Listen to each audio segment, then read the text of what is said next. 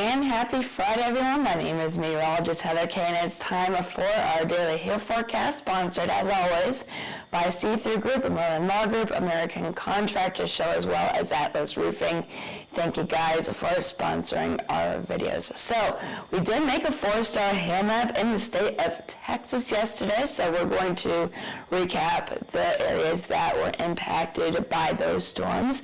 And then getting into today, we do have a marginal risk for some severe weather along parts of the southeast. We'll get into that as well.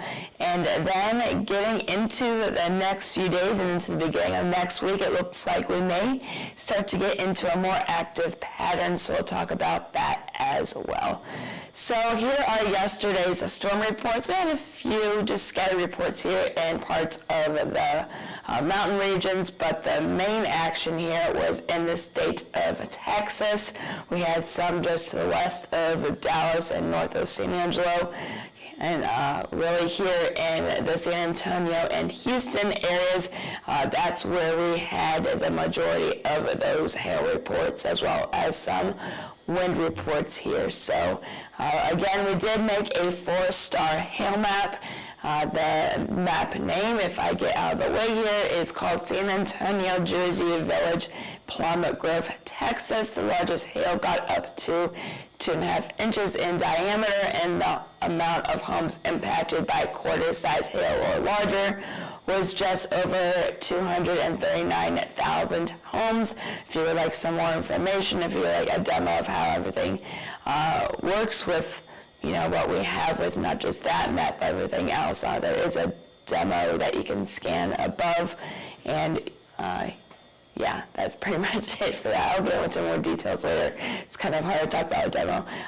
But anyway, Jersey Village, parts of San Antonio, as well as out in parts of southeastern Texas. Again, quarter to all the way up to tennis ball size hail happened in those larger storms. So taking a look at some areas across the United States, snow here in the northern parts of the U.S. in the Great Lakes region, Chicago, Detroit, into New York. You're seeing some snow falling right now, and then getting down into parts of the southeast. It's just a nasty day with rain falling basically from parts of eastern Texas, southeastern Oklahoma, here into Arkansas, all the way down into Florida. You can see there's a low pressure spinning here where Louisiana and Arkansas and Texas are meeting. And yeah, just a lot of moisture with this system. We could see some spotty severe weather with that today. So zooming on out, taking a look at our temperatures, it's 69 down in Miami, 60 in Atlanta, 68 in Charleston. We get behind that trough though, and temperatures start to drop quite significantly, where it's only 29 in Minneapolis. 60s though continue westward into parts of Oklahoma and Texas. And you can see we have another system out in the west that we'll be watching as we get into later this weekend and into the beginning of next week. So taking a look at a few areas across the, parts of the metro areas that are major to us. Here in central Oklahoma, it is overcast. We have some low 60s for most of us, a little bit cooler as we get into Yukon, where it's only 59. And then getting down into Texas, a few showers are around. It's 58 in Dallas, 59 in Fort Worth. Not much of a change elsewhere in the DFW area. Getting down into San Antonio, a bit warmer, 74. in San Antonio proper, and lower 70s as you head further north, 70 in Austin, and 67 in Lago Vista. And then getting into Houston, more 70s there. From Houston, almost 70 down into Galveston. And then lastly, getting into the Denver area, it's a bit cooler out there where temperatures are only around 50 degrees. 50 in Denver proper, and a bit cooler as we get down into Centennial, where it's only at 47. So a bit cooler out in the mountain regions. So here's a look at our future radar. As we saw in our current radar, there's a lot of rain going on here in the southeast. That's going to continue as we go through the rest of the day today. You can see some bands of showers and storms are expected to form as we get into later on this afternoon in the Texas Panhandle. So we could see some spotty wind reaching severe limits with that, as well as down into Miami, some heavier rain as we get into Georgia. And as we get into later on this evening, you can see a few storms trying to fire up here in parts of Alabama that may produce some small hail, maybe up to a quarter size in diameter in some areas. Otherwise, it's just going to be a lot of rain and just spotty severe weather here and there as we go through the rest of the evening and into the overnight hours as this system starts to track off the coast.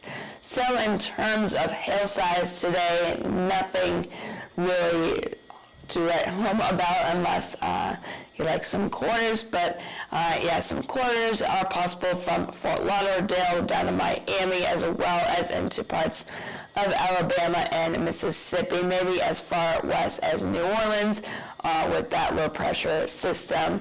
So again, we're not expecting anything too crazy with that. And then with winds, same story from Miami, Fort Lauderdale, up into parts of Alabama, so Montgomery, down to Mobile, and maybe as far west as in New Orleans. You can see up to 60 mile per hour wind gusts for any storms that do reach severe limits. Then getting into tomorrow, that system will start to track off the coast. We could still see some lingering storms here as we begin our morning tomorrow. And then getting into tomorrow afternoon, you can see the bulk of that moisture will be into the Atlantic. Some scattered storms, though, will be possible as we go through tomorrow afternoon. I don't think that these are going to be reaching severe limits, just some pop-up variety storms will be possible from Georgia all the way down into Florida, maybe along the coast of both South Carolina and North Carolina. And same deal as we get into the evening hours, and as we lose that daytime heating, those storms should diminish. And we should have a quiet night as we get into Sunday night into our Sunday morning. So tomorrow, I'm not expecting anything in terms of hail, but for wind, we could see some spotty wind, especially in the beginning of our day. Like I said, that system will, for the most part, be off the coast as we begin our day. So some 60 mile per hour gusts are possible for any storms that are still lingering tomorrow morning into the early afternoon hours. Fort Lauderdale up into Belmont, North Carolina. These two areas have the best chance to see a spotty 60 mile per hour gust or two, but nothing too crazy. But as we get into the rest of our weekend, into the beginning of next week, things may become a bit more active. So let's take a look at our jet stream into the upper levels of the atmosphere. This is at 1 p.m. this afternoon. So we do have a bit of a disturbance here in the south, and that's what's causing the potential for severe weather this afternoon. But then we have a stronger trough off the western United States, and that's going to start moving on in as we get into Saturday and into Sunday. It really starts to dig here as we get into Sunday afternoon, and we really have to watch here in the Central Plains for the potential for severe weather on the downwind side of that trough, which is where a low pressure will set up on the basically at the surface level. So we're watching here in the Central Plains as we get into our Sunday, and then into Monday it starts to shift a bit off to the east, so we'll be watching parts of the southern Gulf Coast states as we get into Monday, and then it starts to shift off more to the east as we get into our Tuesday. So as we get into the next few days, we'll be watching this trough here, but then you can see as we get into Wednesday, another trough. We'll start to move in from the Pacific and enter the western parts of the U.S. as we get into Wednesday. So we'll be watching that one as we get into the middle of next week and into Thursday and Friday.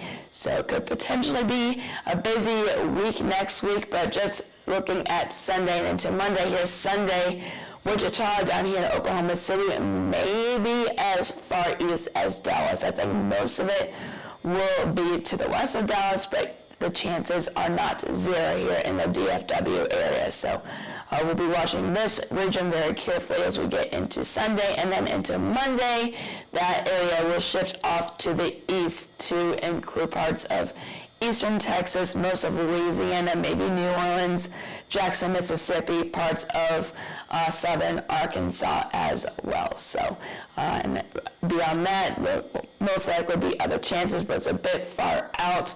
But stay tuned to Hail Trace as we will keep you updated as always for any severe weather updates. And speaking of keeping updated, make sure you follow us here on Twitter or X, or the heck you want to call it, Facebook, Instagram, YouTube, as well as our TikTok page.